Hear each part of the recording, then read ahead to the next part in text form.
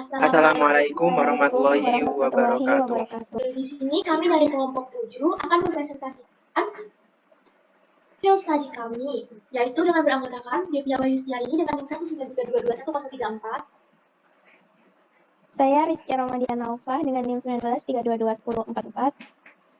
Saya Gilang Afril Akbari dengan NIM 194221035. Di sini kami akan mempresentasikan hasil dari kegiatan penelitian yang sudah kami lakukan dengan judul Peran Aspek Etika Tenaga Medis dalam Pemberian Pelayanan Kesehatan oleh Dokter Umum di Desa Alian, Kecamatan Rokojampi, Kabupaten Banyuwangi. Untuk paparan selanjutnya disampaikan oleh teman saya, Rizka. Terima kasih Gilang. Untuk laporan kegiatannya, yaitu kegiatan penelitian ini dilakukan pada hari Kamis 6 Oktober 2022 di tempat praktik klinik dokter umum di Desa Alian, Kecamatan Rokojampi, Kabupaten Banyuwangi. Peneliti melakukan observasi dan mewawancarai salah satu dokter, yaitu Dr. Reni Endriawati, dengan nomor SIP 440-6086.2/429.112/IX/2020 dan salah satu pasiennya yang bernama Syafitri Wahyuningrum, usia 22 tahun. Metode pengumpulan data pada penelitian ini salah satunya melalui wawancara langsung dengan responden. Alur pengambilan data pada penelitian ini adalah sebagai berikut.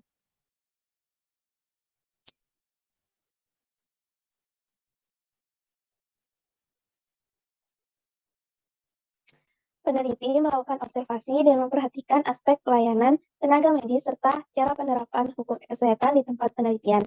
Tempat penelitian yang digunakan adalah tempat praktik Dr. Reni Endriawati. Next.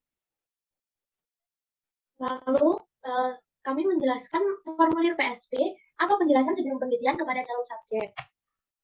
Kami menjelaskan tentang PSP kepada responden dengan judul penelitian kami, yaitu peran aspek etika tenaga medis dalam pemberian pelayanan kesehatan oleh dokter umum di Desa Alian, Kecamatan Rokojampi, Kabupaten Banyuwangi.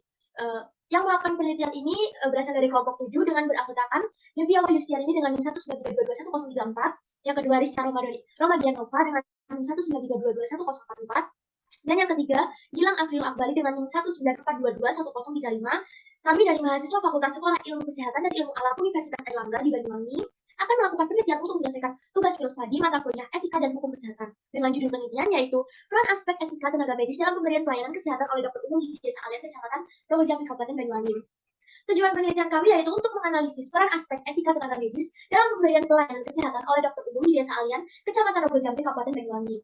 Lalu untuk perlakuannya sendiri, peneliti akan meminta persetujuan dari responden yang berisi tentang faktor demografi, angket terstruktur kepada responden selama kurang lebih 5-10 menit, termasuk mengisi formulir informan konsen. Lalu untuk manfaatnya sendiri, Anda bisa mendukung dan berkontribusi pada evaluasi peran tenaga medis dalam pemberian pelayanan kesehatan oleh dokter umum di Desa Alian, Kecamatan Rokojampi, Kabupaten Banyuwangi. Untuk bahaya potensialnya sendiri, yaitu tidak terdapat bahaya atau risiko yang diakibatkan dalam penelitian ini. Ibu atau saudara bisa mengisi angket ini senyaman mungkin tanpa paksaan dan tekanan. Hak untuk undur diri. Tidak ada paksaan untuk keikutsertaan saudara dalam penelitian ini dalam bentuk apapun. Anda memiliki hak penuh untuk menolak, mengundurkan diri, atau menyatakan Anda batal berpartisipasi kapan saja saat ini atau selama masa penelitian. Jika Anda memutuskan untuk tidak berpartisipasi atau mengundurkan diri, tidak akan ada sanksi yang diberikan pada Anda. Untuk kerahasiaan data, semua data yang berhubungan dengan penelitian ini akan dijamin kerahasiaannya. Data yang diperoleh hanya diketahui oleh peneliti dan responden. Datanya akan disajikan dalam penelitian dengan tetap menjaga kerahasiaan identitas dan untuk pengembangan ilmu kesehatan masyarakat, serta tidak digunakan untuk maksud lain. Lalu kami melampirkan kontak person, yaitu salah satu anggota kelompok kami, Gilang Afril Akbari dengan nomor HP 081 331 611 746. Selaku mahasiswa Sekolah Ilmu Kesehatan dan Ilmu Alam Universitas Airlangga. Selanjutnya bisa dilanjutkan oleh rekan saya. Lalu kemudian calon subjek menyetujuinya dan dilanjutkan tanda tangan di formulir informed consent. Next. Informed consent atau pernyataan persetujuan mengikuti penelitian. Responden yang pertama yaitu Dr. Reni Endriawati yang berumur 32 tahun, beralamat di Dusun Kedawung, RT 01 RW 01, Desa Alian, Kecamatan Rokojampi, yang berprofesi sebagai dokter umum. Dengan ini, dokter telah memahami penjelasan tentang penelitian dari peneliti. Oleh karena itu, dokter bersedia secara sukarela untuk menjadi responden dengan penuh kesadaran serta tanpa paksaan dari pihak peneliti. Demikian pernyataan yang dibuat dengan sebenarnya tanpa tekanan dari pihak manapun. Tertanda peneliti, tanda tangan Gilang Afril, saksi tertanda Rizky Ramadianova, dan responden tertanda Dr. Eni Endriawati yang ditandatangani di Banyuwangi 6 Oktober 2022. Next.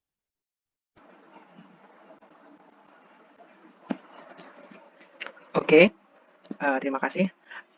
Untuk informasi konsen selanjutnya yaitu berasal dari responden kedua selaku pasien dari Dr. Eni. Yang bertanda tangan di bawah ini, nama Syafitri Wayuningrum, umur 22 tahun, alamat Jalan Raja Wali nomor 69 RT 1 RW 2 Kecamatan Genteng, Kabupaten Banyuwangi, pekerjaan mahasiswa, telah mendapatkan keterangan secara jelas dan rinci mengenai penelitian yang telah kami lakukan dari poin 1 hingga poin 7. Dengan ini, Saudara Syafitri Wayuningrum memahami penjelasan tentang penelitian dari peneliti. Oleh karena itu, Saudara Syafitri bersedia secara sukarela untuk menjadi responden dengan penuh kesadaran serta tanpa paksaan dari pihak peneliti. Demikian pernyataan yang telah dibuat oleh Saudara Syafitri dengan sebenarnya tanpa tekanan dari pihak manapun.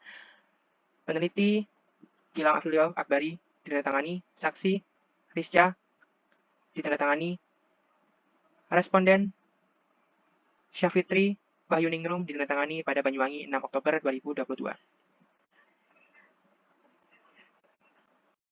Lalu saya akan menjelaskan tentang ringkasan proyek dari kelompok kami. Pada hari Kamis 6 Oktober 2022, kami mengunjungi salah satu klinik kesehatan yang ada di Desa Alian, Kecamatan Jambi, Kabupaten Banyuwangi. Klinik tersebut dikelola sendiri oleh Dr. Eni Endriawati bersama dengan suaminya. Di klinik tersebut, kami melakukan observasi terhadap pelayanan kesehatan yang diberikan tenaga medis kepada pasien, mulai dari fasilitas pelayanan yang diberikan kepada pasien, etika kepada pasien. Fasilitas merupakan salah satu alternatif penunjang tingkat kesembuhan pasien. Fasilitas pelayanan di klinik Dr. Eni sudah cukup memadai, mulai dari tempat khusus untuk registrasi, adanya ruangan pasien yang dibuat untuk mendiagnosa dan mengobati pasien, ruang konsultasi dengan dokter, musola, dan toilet. Selain itu, kebersihan lingkungan di klinik Dr. Eni juga sangat diperhatikan. Hal itu tentu menumbuhkan rasa nyaman pada pasien yang berobat. Adapun, ketertiban pasien juga sangat dijunjung tinggi, yang mana pasien dilayani sesuai dengan nomor urutan antrian. Namun, apabila pasien mengalami kondisi darurat seperti kecelakaan, maka pasien akan diberikan pengobatan terlebih dahulu sebagai bentuk penerapan daya keselamatan. Dr. Eni sangat sabar dalam memberikan pengobatan kepada pasien-pasiennya. Selain memeriksa dan mengobati pasiennya, Dr. Eni juga mampu mendengarkan kesah pasien mengenai penyakit yang dideritanya. Selain itu, Dr. Eni memberikan penjelasan secara informatif mengenai penyakit pasien tersebut. Setelah mendapatkan layanan pengobatan yang sesuai dengan prosedur, pasien diberikan layanan pasca pengobatan berupa nasihat dan larangan yang harus dipatuhi pasien untuk menjaga kesembuhan pasien. Selanjutnya bisa dilanjutkan dengan rekan saya. Apabila pasien memerlukan tindakan lebih lanjut seperti operasi, namun pasien menolaknya, maka dokter tidak bisa memaksa tindakan lanjut tersebut, karena hal tersebut merupakan hak pasien untuk menolak. Namun, sebelum itu, dokter juga perlu membujuk dan memberitahu resiko yang dapat timbul karena tidak melakukan tindakan lanjut tersebut. Hal ini sesuai dengan Undang-Undang Nomor 29 Tahun 2004 Pasal 52 tentang praktik kedokteran. Next.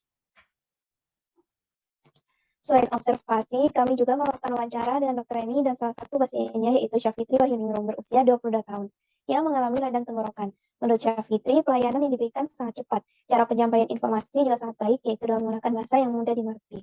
Syafitri juga mengatakan bahwa Dr. Eni mampu memberikan ketenangan karena pada saat itu ia mengalami batuk yang disertai darah. Selain itu, Syafitri juga diberikan akses berkonsultasi secara online melalui WhatsApp untuk memantau kondisi perkembangan kesehatannya karena jarak rumah dengan klinik yang cukup jauh. Syafitri mengatakan bahwa ia sudah lama berobat di klinik Dr. Eni dan merasa cocok berobat dengan pelayanannya. Oleh sebab itu, jarak bukanlah halangan untuk ia berobat di klinik Dr. Eni walaupun pemantauan perkembangan kesehatannya harus dilakukan secara online. Adapun Dr. Eni menyampaikan bahwa etika sangat penting untuk dipegang teguh para tenaga medis, karena sebagai manusia kita harus saling menghormati dengan tidak memandang batasan umur, baik pada pasien bayi, remaja, dewasa, maupun lansia. Untuk selanjutnya akan disampaikan oleh Saudara Gilang.